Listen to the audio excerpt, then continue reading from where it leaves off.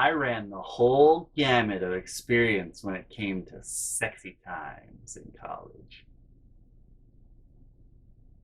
If you thought crazy stuff only happened to me when my family was around, you'd be sorely mistaken. I've always been a magnet for crazy, especially during the school years.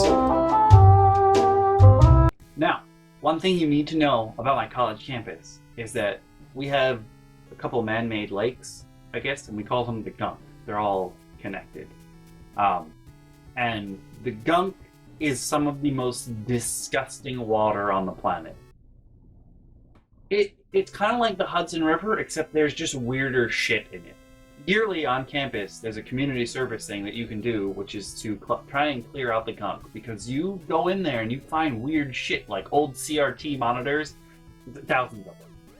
Maybe not thousands, but there's been quite a few old like, who picks up an old monitor and throws it in the water? Like, why? Why would you do that? For a long time, during there's a picture that circulates around the winter of a picture of the gunk. Someone lobbed a CRT monitor onto the ice and it cracked and it just sat there and no one went and got it. Like, there's just weird shit in there. You pull out bicycles. Who throws a bicycle in the water? Like, why? Why would you do that? I don't think we've ever pulled out a car, but I know that there have been cars in the gunk at some point, because I know when my sister was at college, someone was backing out of one of the dorms and went into the water. And the weird part is, with all that shit that's in there and how unhealthy the water must be, there are animals living in the water. Like, there are turtles and shit in there. Why are you there? You know, go somewhere else. Now, there's just one quote. If you ever played Ultimate Spider-Man for the PS2 or the GameCube, I guess it's also on the Xbox, but I'm not sure. There's this quote where if you accidentally fall into the Hudson River, Spider-Man will get out of the water and he'll go, "I may wash, but I will never be clean." And that's kind of how the gunk is. Like, you can go into the water, but you will never be clean. And we used to play CTF, which is weird because we didn't have flags. We had frisbees as our flags, but whatever. We used to play capture the flag out by the biggest gunk pool. And I remember this one time, the Laundry King went to tag someone.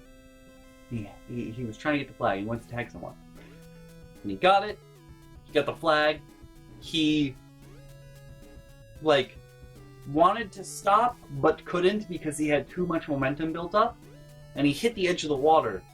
And the weirdest fucking thing happened. He put his heels up like this to stop himself as he was about to run into the water, and he touched the top of the water.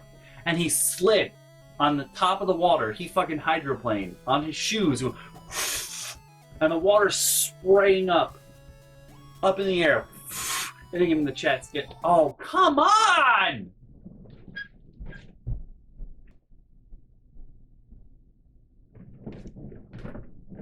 I just picked up the phone, didn't say anything, waited to hear your breath, and then I said, "Stop." Because I'm gonna fucking lose it one of these days. I'm just gonna fucking lose it. I'm gonna fucking lose it on someone who calls because they won't stop. Anyway, back to the story. So Laundry King, he's trying to stop, can't, has too much momentum, hits the edge of the water, puts his heels up, hydroplanes, slides on top of the water like he's on a fucking invisible jet ski because he's like, oh! So he's on an invisible jet ski, goes like 10 feet into the center of the pond, and it was the weirdest, it was like a cartoon experience because he goes, hydroplaning, and it finally gets to the point where the friction is too much, and he stops,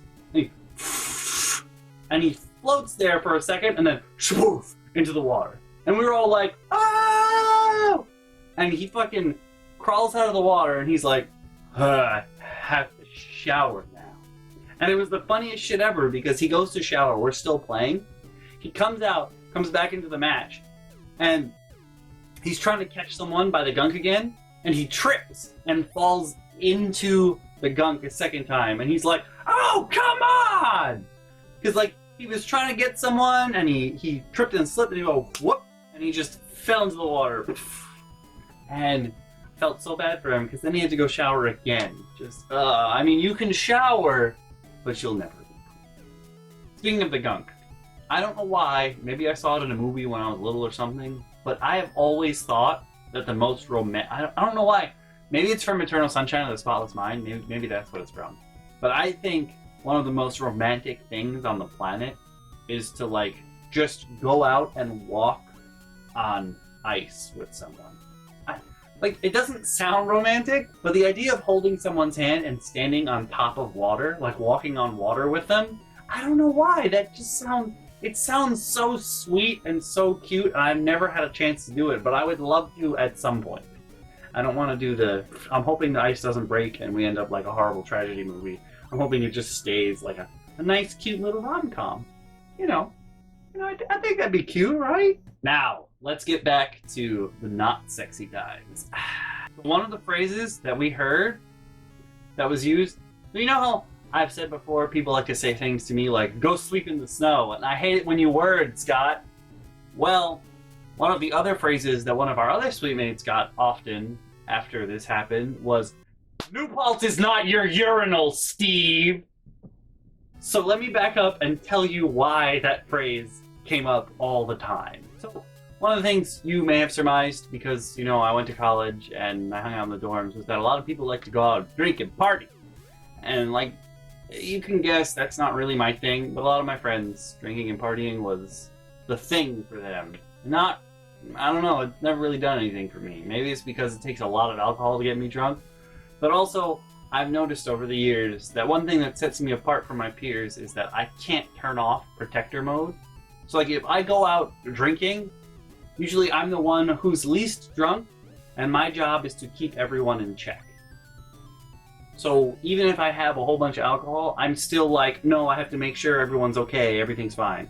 And like, that doesn't, I guess you could say that makes sure that the alcohol doesn't affect me the way it affects everyone else. I don't know. It's weird. It's weird, let's be honest.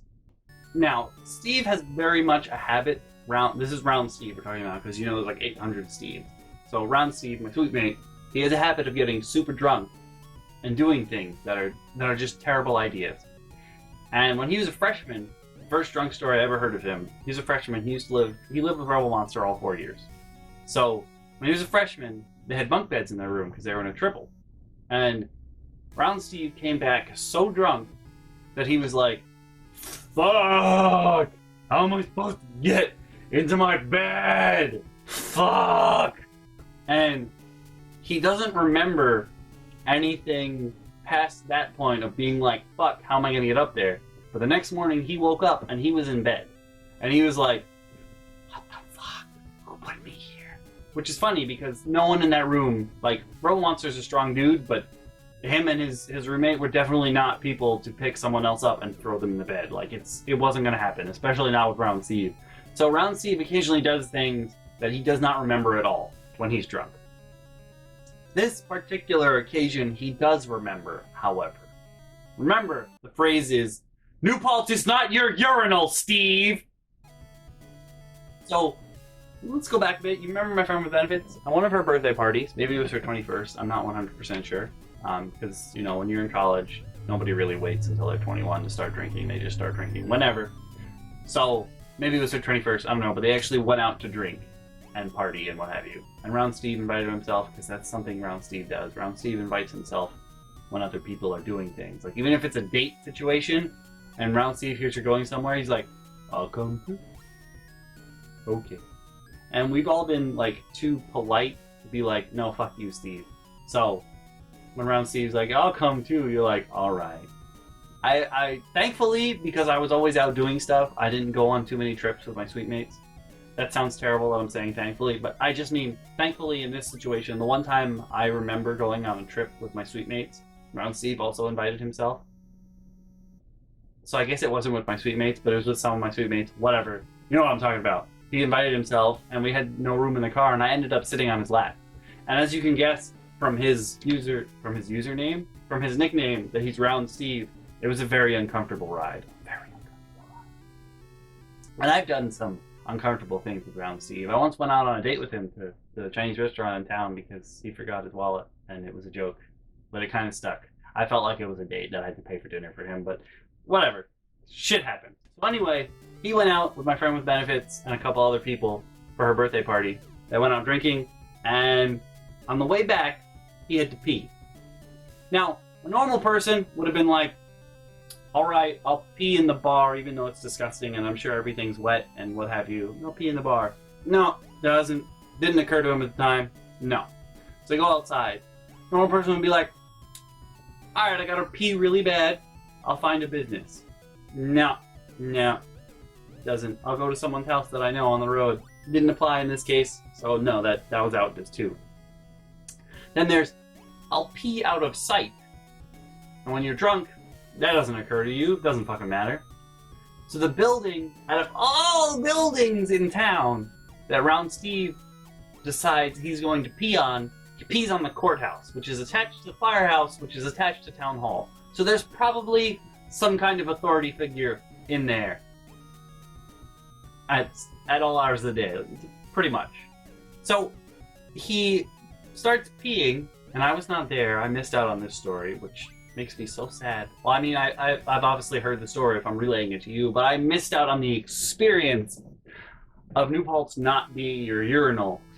And what happened was, once he started peeing, there were either cops in the courthouse or cops visiting the firehouse or what have you. But there was a cop car, comes out, it's like, hey, what are you doing? Now, Round Steve, kind of slow on the uptake sometimes. You know, his catchphrase is basically, what? So he's still peeing, doesn't stop. The cops are like, hey, what are you doing? They come over. He's like, I had to go to the bathroom. And the cops put him in the car, and they make like they're gonna arrest him. They're just like, hey, why? And apparently one of the cops had been like, do you just go home and deface your property? New Paltz is not your urinal. And that's why people like to yell, New Paltz is not your urinal, Steve, at Steve, because he decided while drunk he was going to pee on the courthouse in town. You could have peed on any building you wanted and people probably wouldn't notice. But you had to pee on the government property. Like, why? Why? Even when you're drunk, that's not a thought that would have been like, whoop! And it's not like it's a secluded building. It's the biggest thing on the street. And they have lights all over it. Like, why? Just why? Why?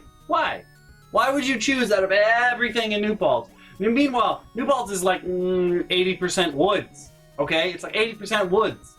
Go pee in the woods like a normal human being that's super drunk. Okay? Okay? You picked the courthouse. Why? Alright.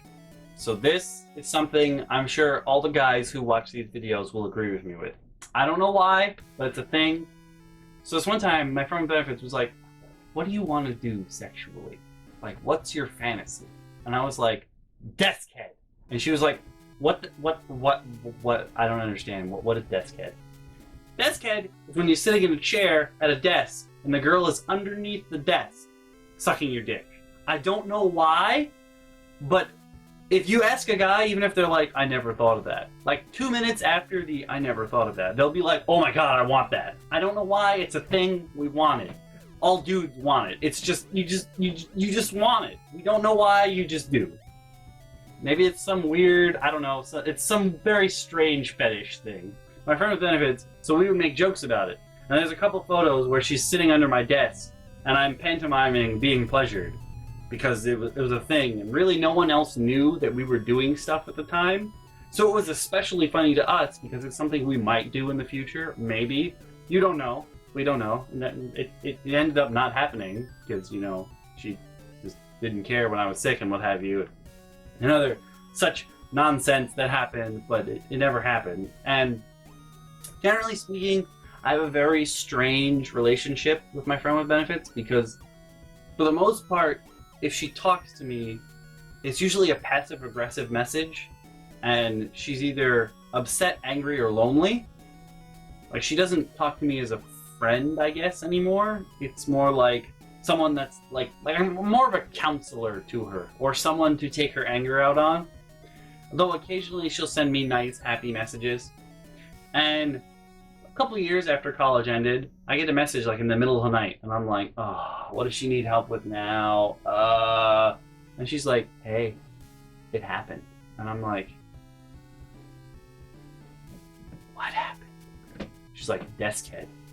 I gave my man desk head, and I just thought you'd like to know. And I was like, I didn't actually want to know. Maybe I wanted to know. But I'm also like, why, that's just mean. You know I'm not going to get no desk head. And you got to tell me that you're giving some other dude desk head? But also, it proves my point. Every dude wants desk head, man. It's the thing. You want it, you don't know why, but you want it. You want it!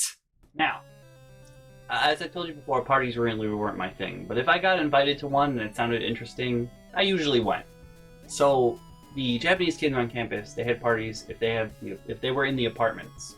If they were on campus, they didn't really, unless they were part of another party. But the kids who lived on off campus in apartments, they occasionally had parties. And I got invited to one time. And a Japanese party is very interesting because usually Americans especially, like when I have a party, the host buys everything. The host gets everything ready. Other people might bring like snacks or dessert, but the host buys everything, and like that's the end of it. At a Japanese party, regardless of what the invitees do, everyone chips in at the end, and basically you pay the host for having the party, which in all honesty would be excellent as because I'm usually the host at these parties. Like that, I'd be okay with that. I'm not gonna say no. People want to pay me for it, but it's just a very strange thing because they don't like ask for it. It's just assumed that you know the societal norms. Like that's at the end, everyone just throws money. And I was like, what are we doing this for? Felt like I was at church, like they were passing a donation basket around. I was like, I don't understand what's going on. And the Japanese friends were explaining it to me. I was like, oh, okay, I get it. That makes sense. Like once you explain it, like that actually makes a lot of sense. That makes a lot of sense doing it this way. So I went to this party with Japanese kids. The Japanese girl that I was really close to and our Vietnamese friend, who I had just sort of gotten to know, were there. And when the party was like winding to a close, they were gonna walk home. And I went with the Japanese girl and the Vietnamese girl. We walked the Vietnamese girl home because she lives in the fucking middle of nowhere. She had described to me where she lived, and I was like, where the fuck is that? And it was like a long way away from the apartment. So I was like, I think we should walk home with you. So me, Japanese friend, and the Vietnamese friend, we go walk home. And we are walking her home, and like you go way off the beaten path for her apartment. Well, she was renting out a room in a house, and like it was like way off. It was off the side roads. It was like on like the quaternary fucking roads, way in the middle of nowhere. There's like trees everywhere. I'm like, this does not seem safe. She's like, I'll be fine. And then she turns to me and she goes, unless you want to come in with me. And like I was like, hold on, how dare you interrupt sexy times? Interrupted the sexy times. Oh. So Vietnamese girl, she's walking into her house and she goes, I mean, unless you want to come inside too. And at this point I'm like, what? Huh? What? Because for all intents and purposes, Vietnamese girl, to my knowledge, is a lesbian. And when she was like, you want to come inside? I was like, what? And that confused the shit out of me. That just confused the shit out of me. I didn't know what to do. And I was like, no, I'm good. Now, the Japanese girl that had also walked home with us was very drunk compared to Vietnamese girl. Vietnamese girl apparently could handle her liquor pretty well. Japanese girl that hung out with us, very drunk at this point. And when I said that we were super close, I mean, like, this is a girl that I had taken home for homestays for one of the breaks. And from that point on, when I was living in White Plains, I was really close to the train station. So she would just call me every once in a while and be like, I just got off the train, are you home? Or she would even just show up at my house. And like, that is a level of closeness that I don't even have with like Grim or Jack Bauer. Like, they would never just show up at my house. Like, to just show up at my house, that is a level of closeness that I don't have with a lot of people. Like, there's not very many people who would just show up at my house. Like, Laundry King is my favorite because he'll call me up and be like, hey, can I drop by? And I'll be like, yeah. And he'll just walk in the door and I'll be like, why do you call me when you're already here? You could just knock on the door. Like, I don't understand. It doesn't make sense. You should call me before you come so you know if I'm home. Like, most of the time when he would call me, I'd be sitting at my desk and I could see his car out the window. I'd be like, just come inside. I know you're there. I know. So we were pretty close. And for a while, I thought we were going to date, but it didn't turn out that way. And she had a lot of problems with other dudes and what have you. So I was kind of her counselor as well, but on a more happy note because she wasn't not there for me when I needed her.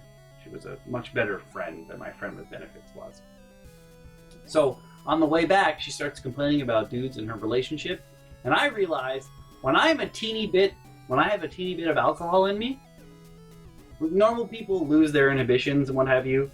But what I lose is the mental blocker that I have on foreign languages. So when I lost my mental blockers, we had an entire conversation the whole way back in Japanese, and I didn't fucking miss a beat. She was saying things, and I was just getting it, and it was amazing. I was answering her and everything, and I was just like, whoa! And I remember hearing a story. One of my friends in college, one of the people from my Friends with Benefits suite, she studied abroad in Italy for a semester, and she had to go to the hospital for some operation or something. And when they gave her the anesthetic, her foreign language inhibitor turned off. Bam!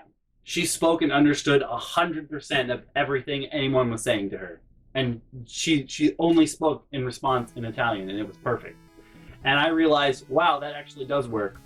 Inhibitors off, you can understand everything. Because a lot of the time, let's face it, when you're speaking your non-native language, you're often thinking so hard for the answers, or you're grasping so hard at some word, when really it should just come to you naturally, like your first language. You just let it go. You don't really think of your first language unless you're trying to think as if you were a thesaurus, like you're trying to think of another word.